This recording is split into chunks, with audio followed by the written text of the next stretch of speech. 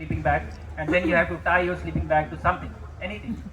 Because if you don't tie your sleeping bag, you will sleep here, you will be found somewhere else in the morning. You will float away. So wherever you choose your location, you can choose up, down, left, right, wherever you want, because you're sleeping in here. But all these unknown challenges allow us or force us to find unique solutions to these problems.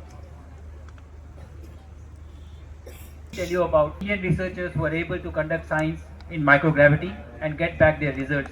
And I was proud to be the bridge between them and orbit to conduct this science in space.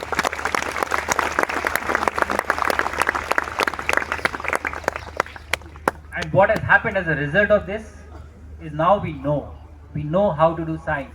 It is so nuanced.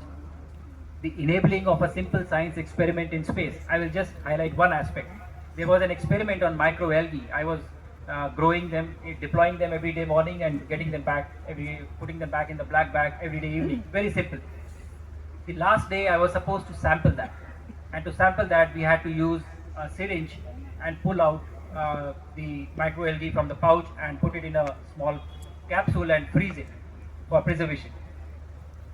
Now when you pull something in the syringe, there are some air bubbles which happen. And what do we do when we have air bubbles here on Earth? You point it up, air bubbles come on top and you squeeze it and the bubbles go out, right? Work done. This doesn't work in space because there is no gravity, there is no light or heavy between water and air. So what you do is you become the centrifuge.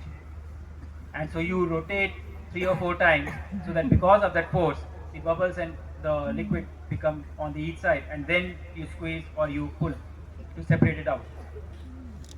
I had 12 bags and I had to collect 4 samples from each bag, 48 samples. And for each samples, I think I had to turn around 5 to 6 times.